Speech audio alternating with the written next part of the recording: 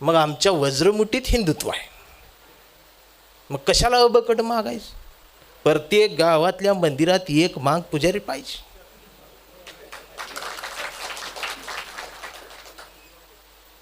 आणि मोठमोठ्या मंदिरात बी आम्हीच पाहिजे. 5 तोळा आलं 25 तोळा आलं त्याच्या 1% आम्हाला द्या. जिवंत आहे तर बी आंबेडकर आहे आणि मी मेल्यावर बी आंबेडकर असणार. मी काय घाबरत नाही. मी काय तुमच्या दोन्हीकडे बी नाही. मी आठवड्याला जात बदलते. आज बघितलं गेलं तर मी आज पारधीच आहे. माझी किती मोठी वेदना आहे असं. मी खरं सांगू का, एका महारावर जेवढं प्रेम केलं नसेल त्याहून जास्त मांगानं महारावर प्रेम केलं. आणि एका मांगानं मांगावर जेवढं प्रेम केलं नसेल तेवढं त्याहून जास्त महारानं मांगावर प्रेम केलं. कधी कधी वाटतं की अख्ख्या देशात काँग्रेस यावी पण महाराष्ट्रात भाजपच यावी. कारण ही असली तरच आम्ही पिक्चरमध्ये असतो. गाणं येते तेवढं आमचं. जागा असावं भीमाचं पिल्लू जागा असावं. हा ही झोपून ऐकते आणि असं बोललो मला मारते ती. मी मार खाऊनच काळा झाला. पहिलं भावकी मारत्या, मग इकडं आल्या इकडं मारते ती. भारतीय म्हटल्यावर सगळी मारते ती. मी आधी गोराच होतो. आणि असं मला तर काल 2-3 स्क्रीनशॉट आले मांगांची. नितीन चंदन शिवे यांनी घेतलेली भूमिका.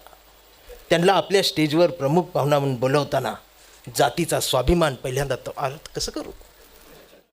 आणि अण्णाभाऊ साठे हा विषय या देशात एक पक्का आणि खरा आंबेडकरवादीच मांडू शकतो. अण्णाभाऊ साठे आंबेडकरवाद्यालाच कळतो. तुमचं दुखणं झालंय जग बदल घालून घाव सांगून गेले भीमराव. असा अण्णाभाऊनं मेक मारल्यामुळे तुम्हाला अण्णाभाऊ जाहीरपणाने घेताच येईना. आणि पेपर फोडणारा कोण आहे बघा. ही ज्यांच्या मांडीवर जाऊन बसली ती पेपर फोडती. कधी कळायचं. आणि असं बोलल्या मारा मांगाच्या घरावर पण इन्कम टॅक्स ईडीची धाड पडली पाहिजे. एवढं मोठं झालं पाहिजे.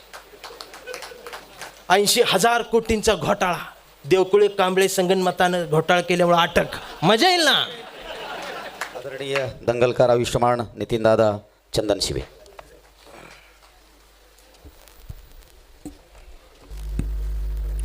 वाजवा टाळ्या.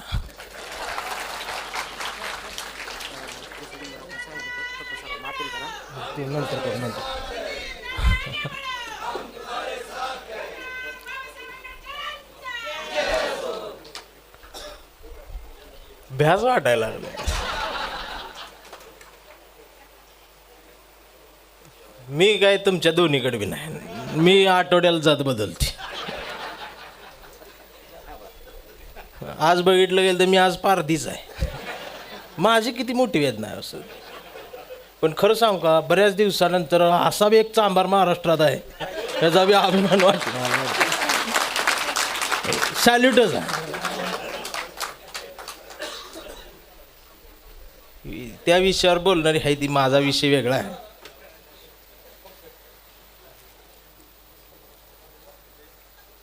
बाबासाहेब छातीवरच आहे माझ्या.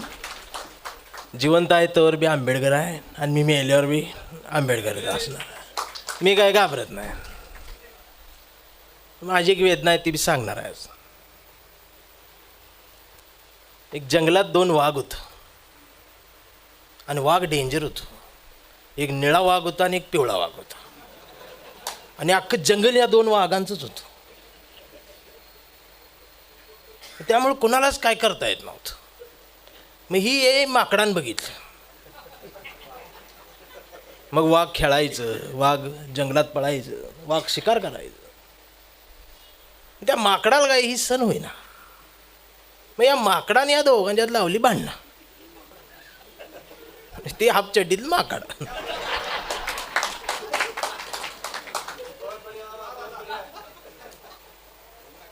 ही वाघाचं भांडणं अजून चालू जाईल. आता यात गंमत अशी आहे, देश स्वातंत्र्य झाला त्याच्या आधी महारवाडा मांगवाडा जवळजवळ होता. तो आज बी आहे. तेव्हा आमची भांडणं होती भाकरीसाठी. पण आम्ही कधी एकमेकांसोबत भांडलो नाही. आणि जी संघर्षातून भाकरी महारवाड्यात मागवाड्यात आली सागुतीच्या रूपानं, ती आम्ही अर्धी अर्धी वाटून खाल्ली. हो,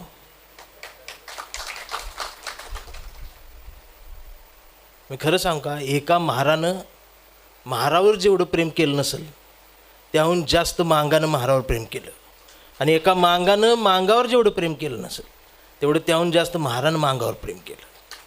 तो जिव्हाळा आम्ही हरवून बसलो.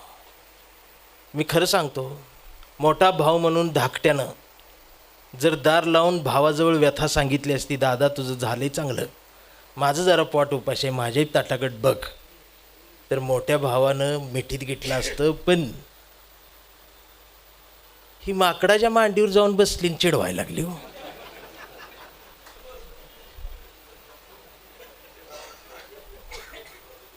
तुम्ही जिथं जाऊन मागणी करताय ना ती खुपते साहेब. आणि आंबेडकरवाद्याला जात नसती म्हणून मी आंबेडकरवादी, पण मला भावकी आहे ना. भावकीच प्रेम लई डेंजर. आता मी आंबेडकरवादी आहे, माझे बी दुखणं आहे ना. मी जरी मांगाचं असलो माझं एक दुखणं आहे, आणि माझ्यासारख्या अनेक चांबारांचं, मांगांचं, ढोरांचं, आंबेडकरीवादी चांबारांचं लय मोठं दुखणं आहे सौंदरमल साहेब. बरोबर का? कारण आमचं दुखणंही आहे, आम्ही आंबेडकरवादी म्हणून जगतोय, आम्ही महाराष्ट्रात ताट मानेन फिरतोय, आमच्या केसाला धक्का लावायची कुणाच्यात ताकद नाही. हे जेवढं खरं असलं तरी पण भावकीत रडतोय आम्ही.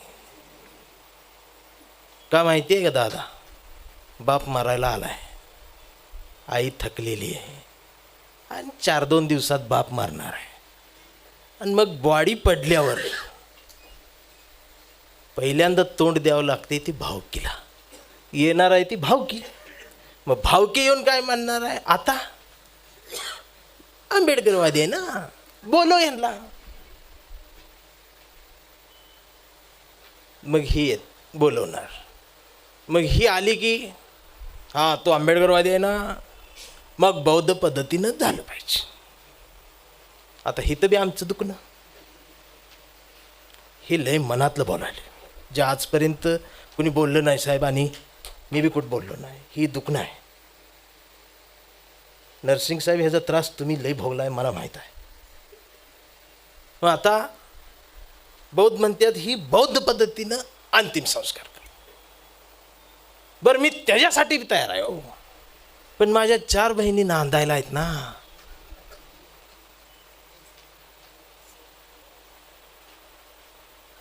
त्या बहिणी संसारात आहेत. मी इकडं केलं तुमच्या मनानं तर तिकडं त्यांना त्रास. मग माझी बहीण जर उद्या म्हटली तुझ्या चळवळीन माझा संसार मोडला, तर मी आंबेडकरवाद्यानं काय करायचं? म्हणून माझं सांगणं आहे माझ्यासारख्या जमातीकडून आपल्यासारख्यांना की माझ्या पुढं आंबेडकर आहे. मी स्वीकारले ना, माझ्या पुढं मी आंबेडकरवादी आहे. माझ्या पाठीवरचं वजं एकदा उतरू दे, मग माझ्या एवढा डेंजर बी कोण नाही. ही पाठीवरचं उजं उतरवायला तुमची मदत पाहिजे. भावकी जेव्हा येईल तेव्हा ती त्यांच्या पद्धतीने करल, त्यावेळेला तुम्ही बी आडवं येऊ नका आणि मी बी त्यांना आडवं जात नाही. कर म्हणायचं तुझ्या. ही पाठीवरचं ओझं घेऊन जगणाऱ्या आंबेडकरवाद्याचं फार मोठं दुखणं आहे. ही एकदा सुटलं ना, आय आय आय काय ऐकतो आम्ही कुणाला.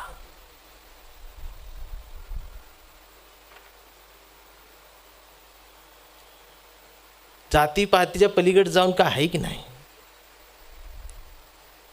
पण पिक्चरमध्ये आम्ही आहे एवढं मात्र खरं. मला कधी कधी वाटतं की अख्ख्या देशात काँग्रेस यावी, पण महाराष्ट्रात भाजपच यावी. कारण ही असली तरच आम्ही पिक्चरमध्ये असतो. ही समोर समोर लढायला बरं वाटतं. सध्या जे उपवर्गीकरण झाले ना, ह्याच्याकडे बघितलं मला बी आतनं कुठेतरी आनंदच वाटते. का माहीत आहे का, कडून तुमच्या पोटावर पाय पडत नाही तोवर तुम्ही बोंबलत नाही. आतापर्यंत झोपलेलीच होती सगळी चळवळ, सगळी थंडगार. जेव्हा पोटावर आलो हीच जरा आधीपासून डोळा उघडा ठेवला असता तर